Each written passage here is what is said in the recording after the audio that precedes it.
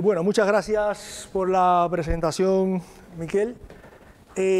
Como ya ha comentado él, bueno, yo trabajo en la Universidad de Valencia, aquí en el campus de Burjasot, muy cerquita ahí, y desde hace bastantes años trabajamos en el tema de resistencia. Trabajamos en el tema de resistencia tanto a productos biológicos como Bacillus thuringiensis, pero fundamentalmente en los últimos 10 años estamos trabajando mayormente con acaricidas. El tema de Varroa llevamos mucho tiempo, con el tema de Tetranicus también llevamos bastante tiempo haciendo trabajos de este tipo. Yo quiero comenzar realmente la charla presentándoos el reto que tenemos actualmente. ¿Y por qué empiezo así? Porque realmente es algo que puede parecer un poco de perogrullo, ¿no? Pero es algo que a veces no cala en la gente y creo que es muy importante que cale. Es muy importante la innovación en el campo de la protección de cultivos, pero que es muy importante. ¿Por qué? Porque tenemos un problema muy serio con la resistencia. Y aquí está la palabrita que vamos a hablar durante el resto de la charla bastante. Tenemos un problema muy serio con la resistencia y como decía hace un momento, perdón, como decía Antonio hace un momento, en muchos casos la solución la tenemos en nuestra mano. Y la solución la tenemos sencillamente con cambiar un poco el paradigma, cambiar un poco la forma en que hacemos las cosas. Porque ahora mismo, desde hace ya unos años, debido a las regulaciones que existen, tanto europeas como nacionales, tenemos unos 250 ingredientes activos para controlar las plagas, para controlar todas las plagas.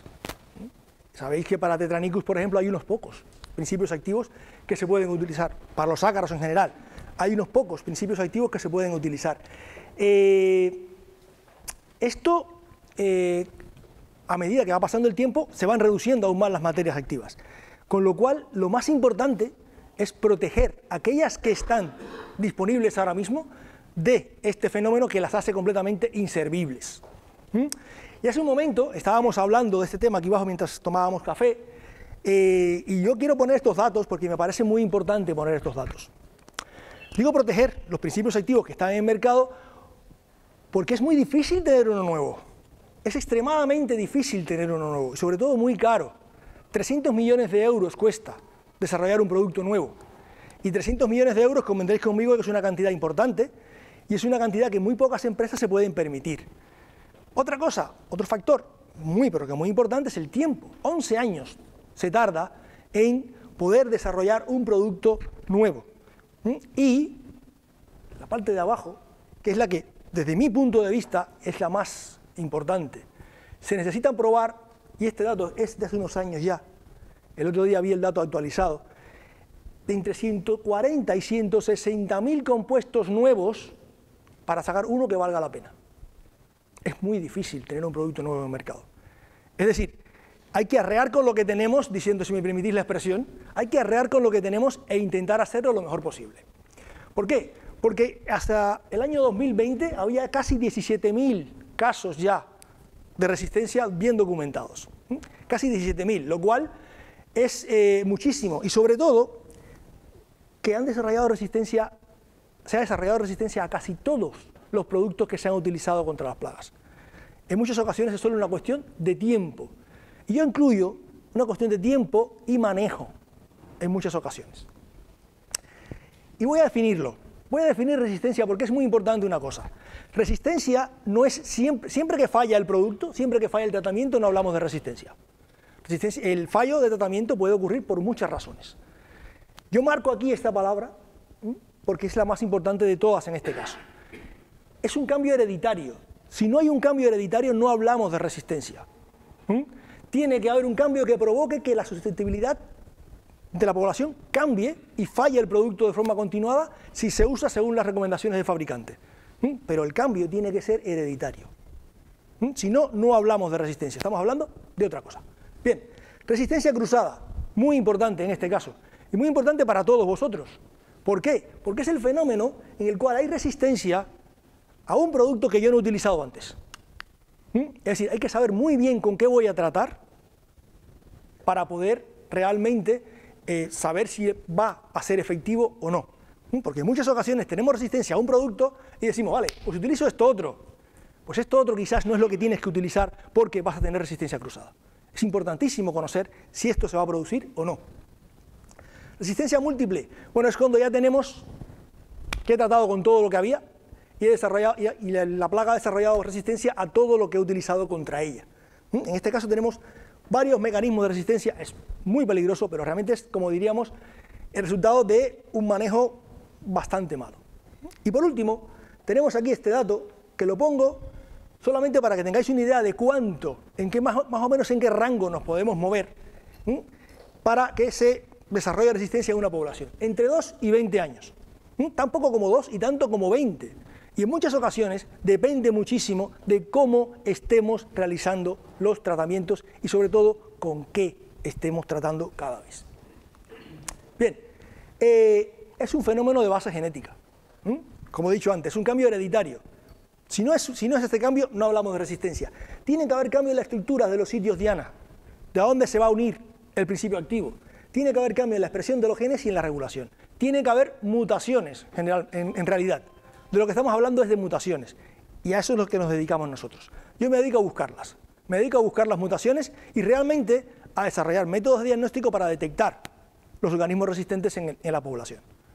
Eso es lo que hacemos nosotros usualmente, detectar estas mutaciones, que nos hace después pero que muy fácil saber cuánto tenemos de resistencia en una población. Y podemos incluso llegar a predecir qué eficacia va a tener determinado producto. Y os pongo este dato. Este dato usualmente no lo presentaba, pero hace un tiempo, hablando con Miquel precisamente de este tema, me vino a la cabeza que es un dato que puede ser muy curioso para todos vosotros. Las mutaciones no es algo que ocurre rara vez, es algo que ocurre mucho. De hecho, en todos nosotros, al día se reparan aproximadamente unas 30.000 errores. Unos 30.000, más de 30.000 realmente, porque hay varios mecanismos, pero bueno, quedaros con este dato, más de 30.000 al día. ¿Y esto qué significa?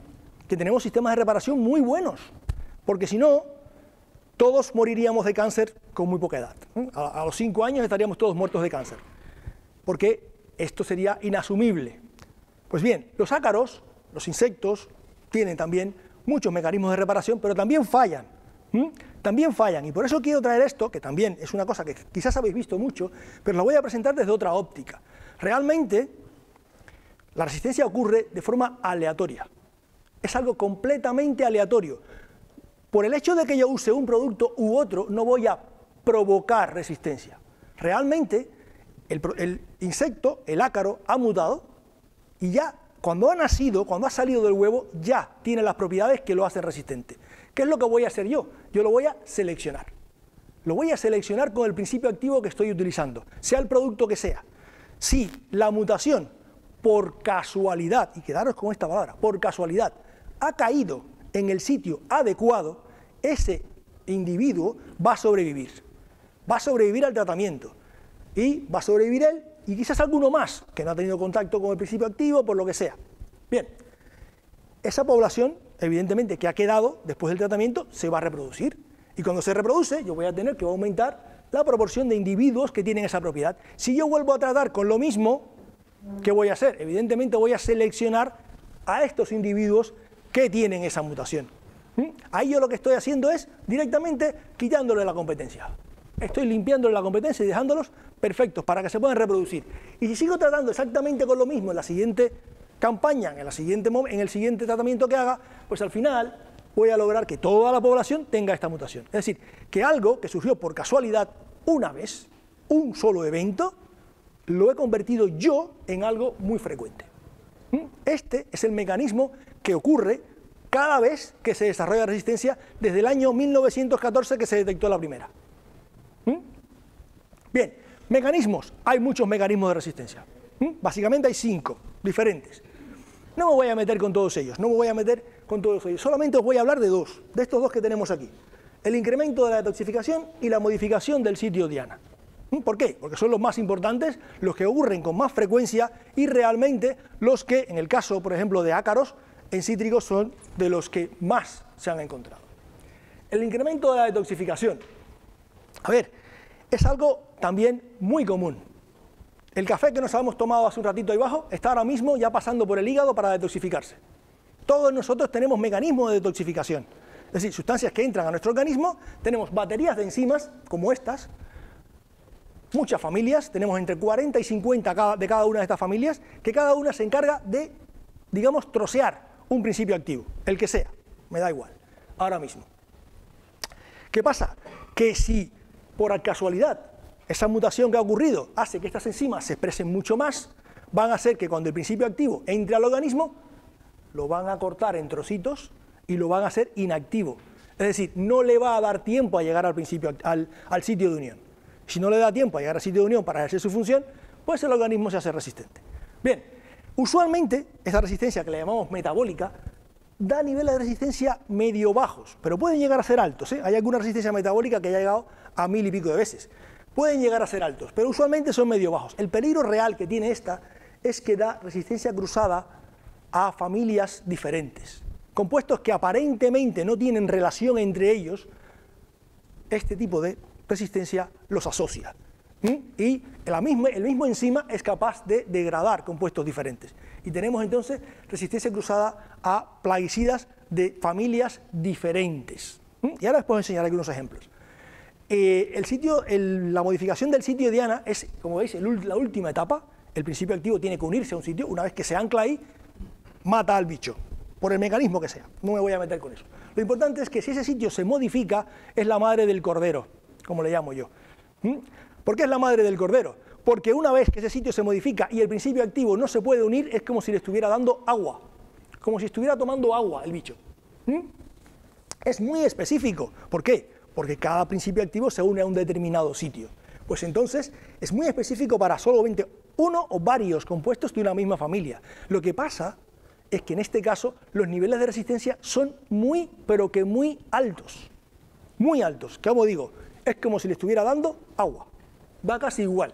Y, por supuesto, la resistencia cruzada es casi seguro que va a ocurrir entre la mayoría de los compuestos de la misma familia de plaguicidas. Y aquí os enseño una imagen que digo, es un dibujo bastante malo, de lo que parece ser una neurona que entra, una que sale, la sinapsis. ¿Vale? ¿Por qué? Porque la mayoría de los principios activos actúan sobre el sistema nervioso. Pero bueno, lo importante de aquí no es realmente la neurona ni nada por el estilo, sino que veáis que, por ejemplo, en este caso, un ejemplo, los piretroides, todos los piretroides se unen al canal de sodio, todos ellos.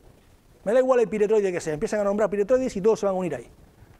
Si hay una mutación en el canal de sodio, y creedme, hay muchas, si hay una mutación en el canal de sodio, la mayoría de los piretroides van a dejar de tener efecto. De una manera muy rápida. ¿Bien? Algo similar ocurre con la acetilcolinesterasa.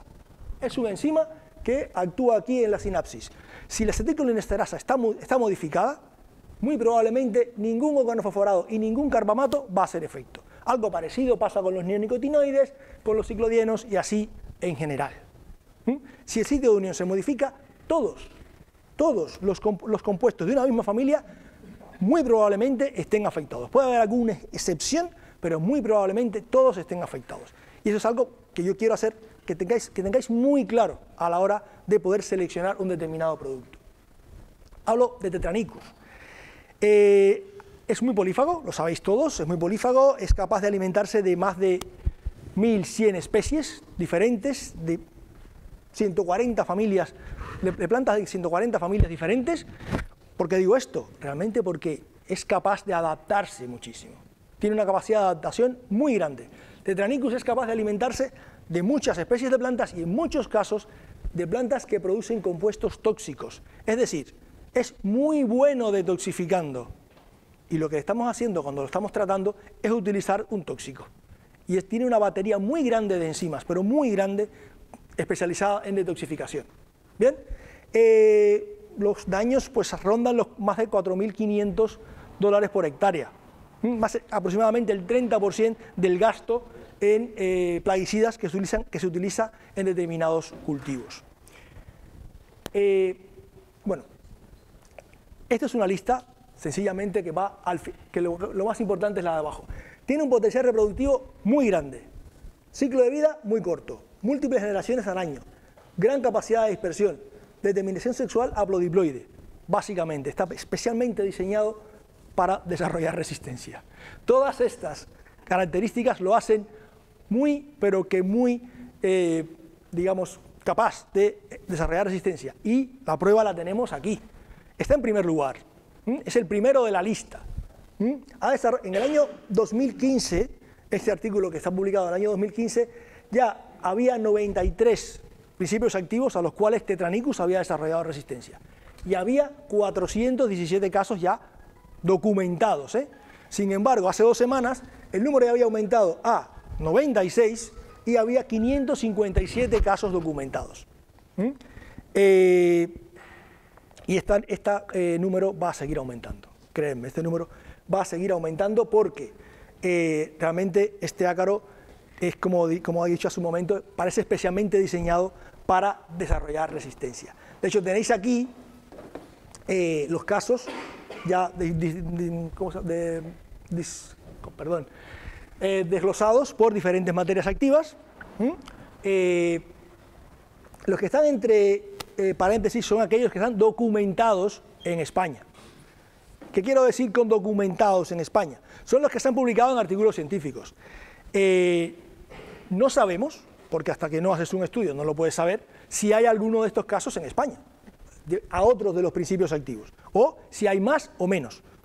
Yo hago mucho énfasis en que estos son los casos documentados y probados. Puede haber casos que no estén en esta lista. Aquí hay principios activos que se pueden utilizar actualmente y alguno que ya ha salido del mercado. Pero bueno, os lo he traído porque me parece muy interesante que veáis realmente la gran capacidad que tiene el ácaro para desarrollar resistencia. Aquí tenemos algunos en los cuales no hay resistencia porque en algunos casos son productos que tienen su efecto físico. Tenemos la maltodextrina, tenemos boveria. Bueno, boveria es un hongo, es un producto evidentemente biológico que tiene su actuación de forma completamente diferente a todos los que están aquí arriba, y tenemos otros que son por efectos físicos, lo cual es muy difícil que pueda haber resistencia a estos productos. No digo que no, en ciencia es muy difícil decir que no a algo, sencillamente digo que es extremadamente difícil que pueda haber resistencia. Y ahora voy a plantearos algunos casos que os pueden servir como ejemplo de lo que he estado diciendo yo anteriormente. Hay un caso en Japón, voy a presentar algunos casos, es Japón, porque es el caso donde se hizo este estudio, pero puede ser en cualquier sitio. Una población seleccionada con acequinosil durante 5 generaciones, tuvieron ellos una resistencia de entre 20 y 40 veces aproximadamente. Sin embargo, cuando hicieron el estudio con bifenasato, que no se había utilizado para seleccionar, la resistencia era de 16 y 40 veces aproximadamente también. Es decir, teníamos una resistencia cruzada muy grande a un producto que no se había utilizado. Son de la misma familia. Algo parecido en Australia, en este caso con colonias seleccionadas con clofentecin. Son de rosas, un invernadero de rosas. 40 aplicaciones en 10 meses, un experimento que estuvieron haciendo. La resistencia a clofentecin era de 2.500 veces, más de 2.500 veces. Sin embargo, la Ixitiazox, que no se había utilizado, fue de aproximadamente 16.500 veces. Muy, pero que muy alta. Y una cosa muy importante de aquí es que la resistencia era muy, pero que muy estable. Cuando empezaron a medirla a lo largo del tiempo, la resistencia fue muy estable. Y hablando de esto, otro caso en Japón, por ejemplo, vieron que una colonia sin presión de selección desde el año 1996, hicieron los estudios allá por el año 2000, y vieron que después de 4 años sin presión de selección, sin tratamiento alguno, había una resistencia al piridaben de 2.000 veces y una resistencia al fenpirosimato de más de 4.000 veces. 4 años después.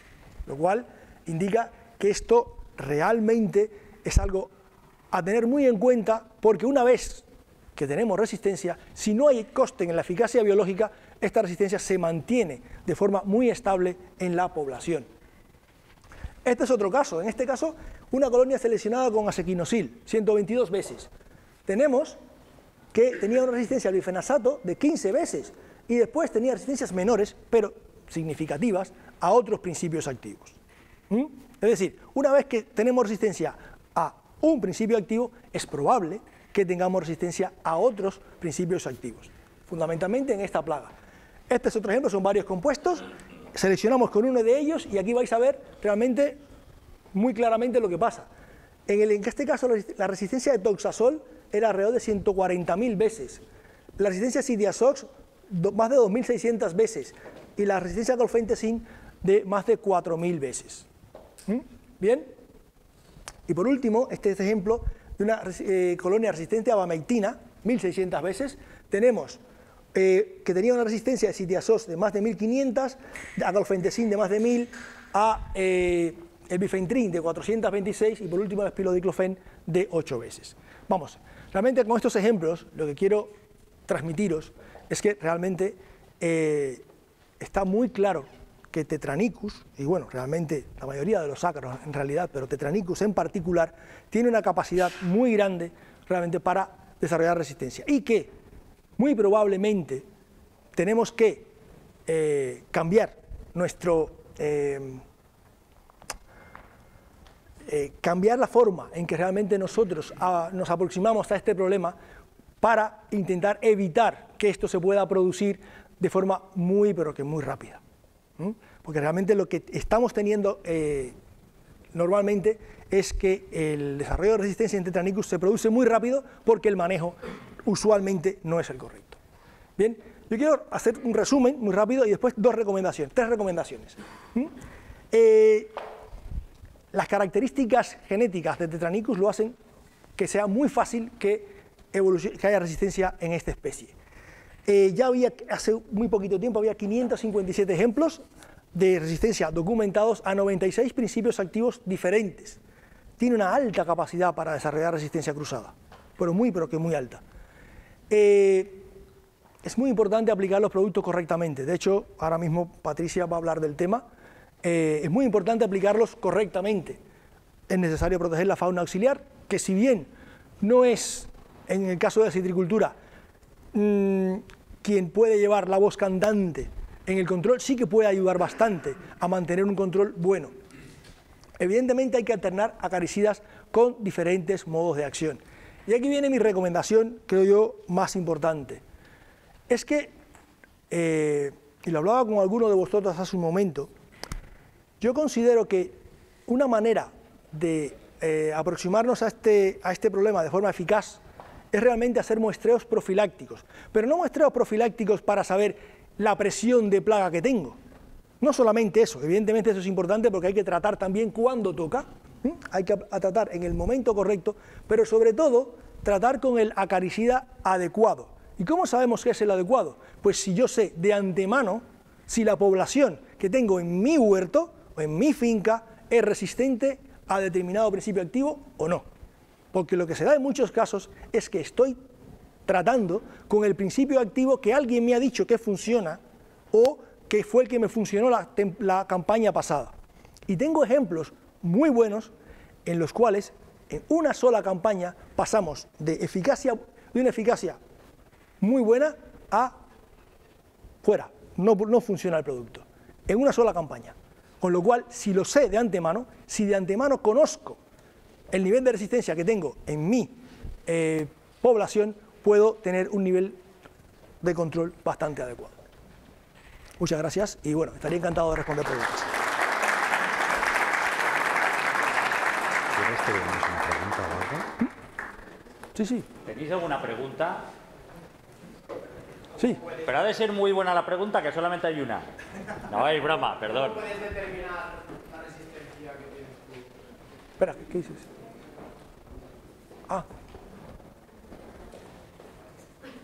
¿Puedo no, que cómo puedes determinar la resistencia que tienes tú en tu campo. A ver, hay muchas maneras de hacerlo. Hay muchas maneras de hacerlo. A ver, un método muy sencillo, lo que pasa que es usualmente un método que es trabajoso, directamente hacer bioensayos. Yo puedo coger la población y hacer un bioensayo y saber realmente qué nivel de toxicidad tiene ese producto en tu población. Eso se puede hacer. Hace un rato dije que yo me dedicaba a buscar mutaciones. Si yo conozco qué mutación es la que está generando resistencia a determinado principio activo, yo puedo coger los individuos, una muestra de individuos de esa finca, hacer un análisis genético y puedo decir qué frecuencia de la población tiene esa mutación. Por tanto, puedo estimar qué frecuencia de la población va a sobrevivir o no. Con lo cual, muy rápidamente puedes saber si un determinado producto va a ser eficaz o no. Es muy rápido. No estoy inventando el agua tibia. Es algo que se hace bastante. En otros países se hace, por ejemplo, en Inglaterra tienen un sistema bastante bien establecido en pulgones. Tienen un sistema en el cual piden trampas, cogen los pulgones, los mandan a un centro de investigación, en ese centro hacen un análisis porque saben qué mutaciones son las que causan resistencia, en este caso a piretroides, y en un par de días se sabe si esa población va a ser resistente o no. Es algo que se puede hacer, solamente es necesario hacer el trabajo con antelación. De hecho, hay muchas diapositivas que no las he presentado porque si no íbamos a estar hablando aquí 3 horas, en las cuales tenía básicamente a la mayoría de estos productos cuáles son las mutaciones que ya se conocen. Sí, que hay mutaciones que ya se conocen y se sabe qué habría que buscar para saber si un determinado producto va a fallar o no va a fallar.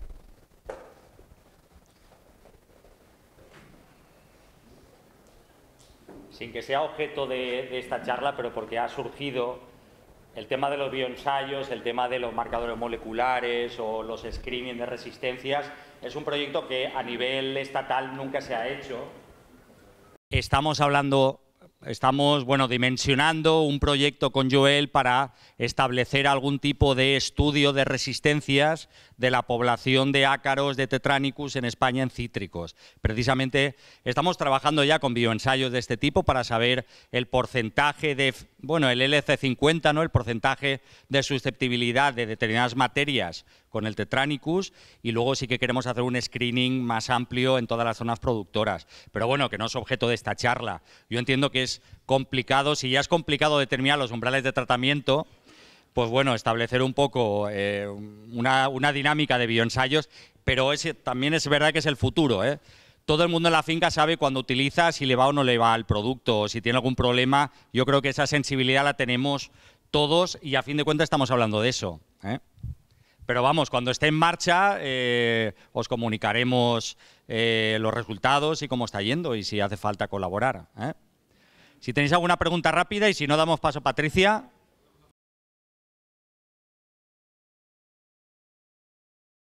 Pasados unos años, esta resistencia que presentan, el cambio que tiene genético, vuelve a tener sensibilidad. ¿Puede volver a materias activas ya abandonadas de hace 20 años, tener sensibilidad otra vez o es un proceso más complicado? En una palabra, depende.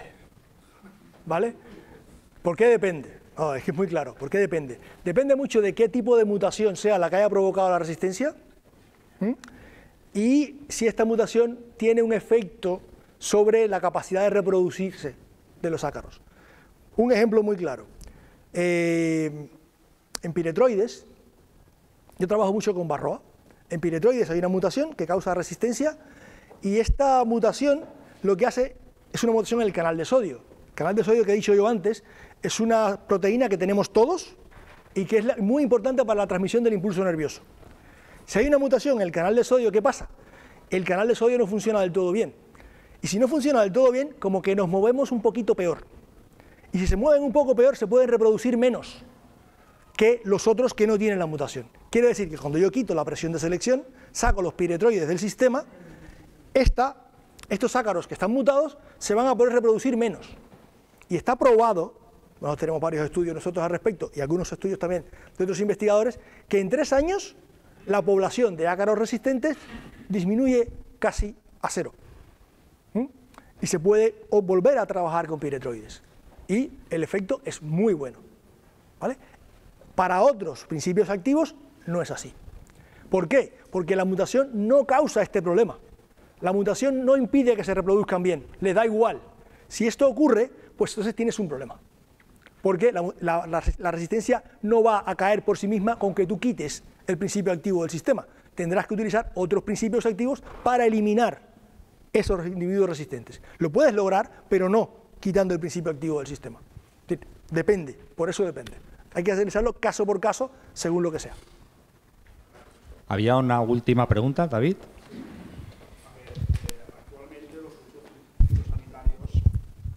productos fitosanitarios, para mantener los registros, se están reduciendo las dosis. Yo creo que es un factor bastante negativo en cuanto al tema de resistencias. ¿Qué nos tienes que contar de este tema? A ver, esto ya trasciende un poco a mi ámbito de actuación, te lo digo claramente. Yo puedo decir mi opinión. Una cosa, un parámetro que ha mencionado hace un momento Miquel, la LC50 o la LD50 que hay en determinado producto, esto es un parámetro que es extremadamente importante para establecer realmente el rango en el que un producto va a ser eficaz o no. No sé cómo se ha tomado la decisión ni por qué, pero evidentemente tienes toda la razón. Si yo estoy reduciendo, digamos, la concentración de determinado producto para un tratamiento, es probable que caiga por debajo del nivel que elimina la plaga, con lo cual es probable que esa población aumente. Pero ojo, que ahí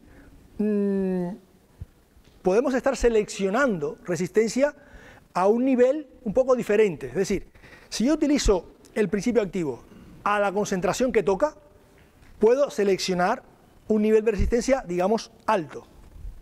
Si yo utilizo el principio activo en una población susceptible, por debajo de ese principio activo, puedo seleccionar, digamos, un mecanismo de resistencia, digamos, menor. Es decir, que realmente, es un poco de lío, realmente el hecho de que se tome esa decisión, no sé por qué, claramente, sería muy conveniente hacer un estudio para saber qué concentración es la adecuada y a partir de ahí entonces tomar la decisión. Si se ha hecho antes, no lo sé. Trasciende un poco mi ámbito de actuación. Pero es estupenda la pregunta porque además ya da pie a Patricia, que nos va a hablar precisamente del tema de dosificaciones, de concentraciones y de pulverizaciones. Muchas gracias, Joel, y damos paso a Patricia, si os parece.